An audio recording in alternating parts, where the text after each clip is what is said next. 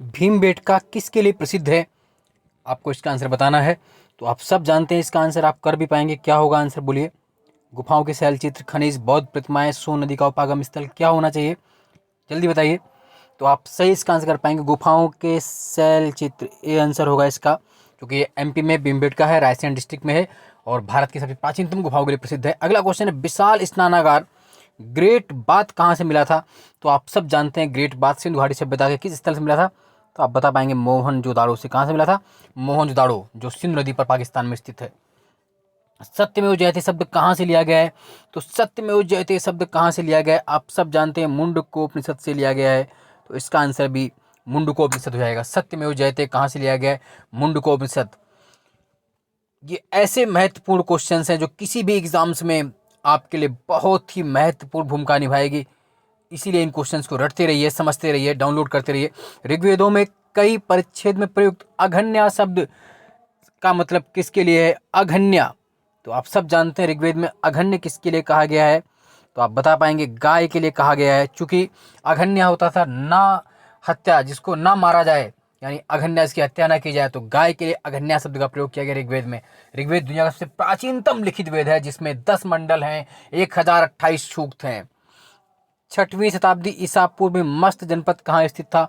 तो जो मस्त जनपद था, आप बताइए कहाँ पर था? तो मस्त आप जानते हैं राजस्थान में, बेसिकली अलवर भरतपुर जयपुर के पास मस्त राजस्थान में था। बुद्ध ने अपना प्रथम उपदेश कहाँ पर दिया था? तो बुद्ध ने अपना प्रथम उपदेश कहाँ पर दिया था? आप सब जानते हैं सारनाथ में दिया था। कहाँ पर दिया था? सारनाथ में दिया था। बनारस के पास पड़ता है सारनाथ। और इसी घटना को बौद्ध धर्म में क्या कहते हैं, आप कमेंट्स बॉक्स में बताएंगे। कलिंग युद्ध का विवरण हमें कहाँ से ज्ञात प्राप्त होता है? तो कलिंग युद्ध का विवरण हमें अशोक के 13वें शिलालेख से प्राप्त होता है, जो कि कहाँ पर है? उत्तराखंड के देहरादून में स्थित है। कालसी शिलालेख 13वें शिलालेख से प्राप्त होता है, उत्तराखंड के कालसी नामक स्थान से मिला हुआ है। अगला है, ये बहुत महत्वपूर्ण क्वेश्चन है, त्रिपिटक। त्रिपिटक ग्रंथ किस धर्म से संबंधित है? त्रिपिटक आप सब जानते हैं बौद्ध धर्म से संबंधित है। त्रिपिटक किससे? बौद्ध धर्म से। शुद्ध पिटक, अभिधम पिटक और विनय पिटक, ये त्रिपिटक है। शुद्ध पिटक, विनय पिटक और अभिधम पिटक। नालंदा विश्वविद्यालय के संस्थापक कौन थे? तो आप सब जानते हैं नालंदा विश्वविद्यालय के फाउंडर कौन थे, आपको बताना है। कुमारगुप्त। कौन थे? कुमारगुप्त। नालंदा विश्वविद्यालय के संस्थापक गुप्त वंश के कुमारगुप्त थे। और कहाँ पर था? बिहार में स्थित था। बौद्ध ग्रंथ मिलिंद पनो किस हिंद यवन शासक पर प्रकाश डालता है? तो बौद्ध ग्रंथ मिलिंद पनो किस हिंद यवन शासक पर प्रकाश डालता है? तो आप बताएं मैं किस डालेगा? तो ये सी आंसर हो जाएगा, मिनेंडर। 10th का सी, मिनेंडर। मिनेंडर पर डालता है। एलोरा में कैलाशनाथ मंदिर का निर्माण किसने करवाया था? तो जो एलोरा में कैलाशनाथ टेम्पल है, उसके फाउंडर कौन थे? आप सब जानते हैं, क्वेश्चन करवाया हुआ पहले भी एक, कृष्ण प्रथम, राष्ट्रकूट शासक कृष्ण प्रथम ने कैलाशनाथ टेम्पल बनवाया था। 1194 1194 के चंदावर युद्ध में मोहम्मद गोरी ने किसे हराया था? तो मोहम्मद गोरी ने किसे हराया था? जयचंद को हराया था। चंदावर के युद्ध में जयचंद को हराया था, कन्नौज शासक जयचंद को। पृथ्वीराज चौहान को तराइन के युद्ध में हराया था। लोधी वंश का संस्थापक कौन था? तो लोधी वंश का जो फाउंडर था वो कौन था, बताइए? बहलोल लोधी। 13 का सी आंसर में क्या मिलेगा? सी, बहलोल लोधी। कौन सूफी संत महबूबे इलाही कहलाता था? क्या कहलाता था? महबूबे इलाही किसे कहते थे? तो महबूबे इलाही मैंने बहुत बार कराया, आपको आना भी चाहिए। तो महबूबे इलाही किसे कहते थे? तो महबूबे इलाही शेख निजामुद्दीन औलिया को कहा जाता था। शेख निजामुद्दीन औलिया को महबूबे इलाही कहे जाते थे। इन्होंने 7 सुल्तानों का शासनकाल देखा और इनके शिष्य अमीर खुसरो थे। और कहा जाता है कि जिस दिन शेख निजामुद्दीन औलिया ने प्राण त्यागे, उसके अगले दिन अपने गुरु के शोक में अमीर खुसरो ने भी अपने प्राण त्याग दिए।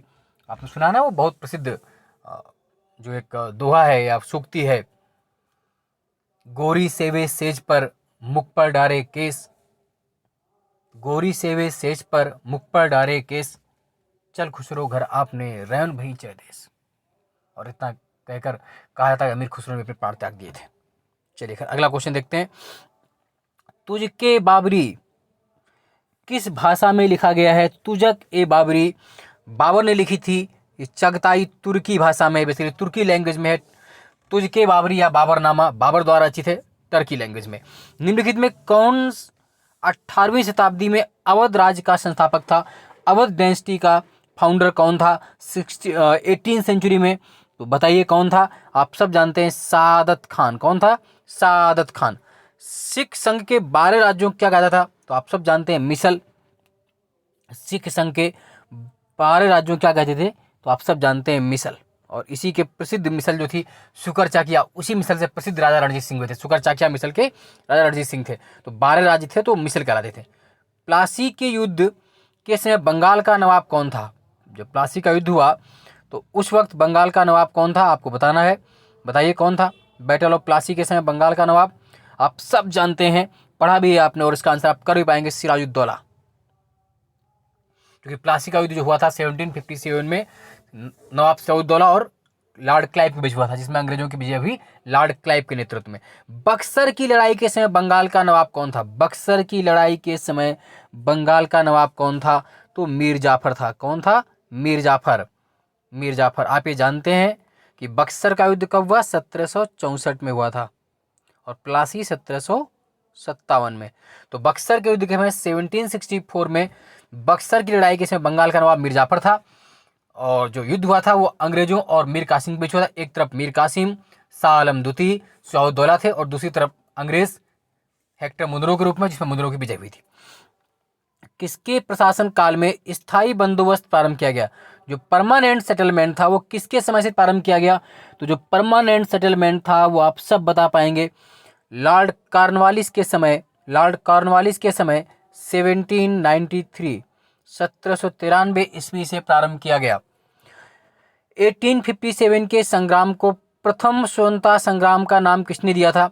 किसने 1857 को फर्स्ट वार, इंडिपेंडेंस वार कहा था? तो आप बता पाएंगे किसने कहा था? आप सब जानते हैं, बी डी सावरकर। महान देशभक्त, महान स्वतंत्रता संग्रामी बी डी सावरकर ने इसे प्रथम स्वतंत्रता संग्राम का नाम दिया था। और देखिए कितने एग्जाम्स में क्वेश्चन पूछे गए, लगातार उसने लिखा हुआ है, उत्तराखंड, यूपी, एमपी, हर जगह क्वेश्चन है। ब्रह्म समाज के संस्थापक कौन थे? बहुत बढ़िया क्वेश्चन, आप सब जानते हैं, कर भी पाएंगे। ब्रह्म समाज के संस्थापक आप सब जानते हैं, तो इसका आंसर क्या होगा? राजा राम मोहन राय। राजा राम मोहन राय ने ब्रह्म समाज की स्थापना कब की थी? आपको बताना है कमेंट्स बॉक्स में। आर्य समाज के संस्थापक कौन थे? Was the founder of Arya Samaj. तो आर्य समाज के संस्थापक आप जानते हैं कौन थे? स्वामी दयानंद सरस्वती। स्वामी दयानंद सरस्वती। और आर्य समाज की स्थापना इन्होंने 1875 में मुंबई में की थी। दयानंद जी का मूल नाम मूल शंकर था, याद रखें इस बात को। तो आर्य समाज के संस्थापक कौन थे? स्वामी दयानंद सरस्वती। 1875 में इसकी स्थापना मुंबई की थी। बाद में 1877 में इसका मुख्यालय लाहौर स्थानांतरित कर दिया था स्वामी जी ने। निम्नलिखित में से कौन poverty and un British rule in India के लेखक हैं? बहुत प्रसिद्ध पुस्तक है poverty and British rule in India. उसके राइटर आपको बताने हैं, तो उसके राइटर कौन थे? दादा भाई नौरोजी। कौन थे? दादा भाई नौरोजी, जिन्हें great old man of India के नाम से भी जानते हैं, भारत के वयोवृद्ध नेता के नाम से भी जानते हैं। भारतीय राष्ट्रीय कांग्रेस के पहले अध्यक्ष कौन थे? First chairman of INC, Indian national Congress के पहले अध्यक्ष कौन थे? आप सब जानते हैं, डब्ल्यूसी बनर्जी। डब्ल्यूसी बनर्जी 1885 में कांग्रेस की स्थापना हुई और डब्ल्यूसी बनर्जी इसके प्रथम अध्यक्ष थे। अगला है, बाल गंगाधर को किसने अशांति का जनक कहा था? आप सब जानते हैं किसने कहा था अशांति का जनक? तो आप बता पाएंगे, वेलेंटाइन चिरोल ने। किसने कहा था? वेलेंटाइन चिरोल ने। मोतीलाल नेहरू और सी आर दास द्वारा 1923 में गठित पार्टी का नाम क्या था? तो उस पार्टी का नाम क्या रखा गया था? स्वराज पार्टी। स्वराज पार्टी 1923 में इलाहाबाद में बनी थी। इसको खिलाफत स्वराज पार्टी भी कहते थे। सी आर दास के अध्यक्ष थे, मोतीलाल नेहरू उसके महासचिव थे। अगला है, चटगांव शस्त्रागार पर किसके नेतृत्व में धावा बोला गया? किसके नेतृत्व में धावा बोला गया चटगांव शस्त्रागार पर? तो आप बता पाएंगे किसके नेतृत्व में बोला गया था? शूरसेन। शूरसेन, इनको मास्टर दा भी कहते थे। 1931 में पश्चिम बंगाल में। करो या मरो का नारा निम्नलिखित में किस मूवमेंट के साथ जुड़ा हुआ है? तो डू एंड डाई, करो या मरो आप सब जानते हैं, क्विट इंडिया मूवमेंट, भारत छोड़ो आंदोलन के दौरान महात्मा गांधी ने करो या मरो, डू और डाई का आंदोलन नारा दिया था। भारत छोड़ो मूवमेंट कब स्टार्ट हुआ था? 9 अगस्त 1942 को। यूट्यूब से अनुपम सर सब्सक्राइब करना ना भूलें। साथ ही हमारा जो टेलीग्राम ग्रुप है अनुपम सर जीएस ग्रुप, ज्वाइन जरूर कर लीजिए। वहां पर इसकी पीडीएफ आपको निःशुल्क मिलेगी। लगातार जुड़ रहिए ऐसे ही बेहतरीन तैयारी के लिए। निम्नलिखित में किस वर्ष बंगाल के मिदनापुर जिले में जातीय सरकार या जातीय सरकार की स्थापना की गई थी। जातीय सरकार की स्थापना कब की गई थी? तो आप बता पाएंगे 1942 1942 में। क्योंकि आपको मालूम है कि क्विट इंडिया मूवमेंट, भारत छोड़ो आंदोलन के दौरान बड़ी मात्रा में समानांतर सरकारें, पैरेलल गवर्नमेंट बनी थी। उसी में से कि मिदनापुर बंगाल की जातीय सरकार थी, जबकि यूपी में बलिया में चित्तू पांडे ने समानांतर सरकार स्थापित की थी। तो बंगाल के मिदनापुर जिले में जातीय सरकार की स्थापना हुई थी। हिस्ट्री के 30 ऐसे महत्वपूर्ण क्वेश्चंस हैं जो किसी भी एग्जाम्स में कहीं पर भी टपक सकते हैं और आपके सिलेक्शन को करवाने में महती भूमिका निभाएंगे।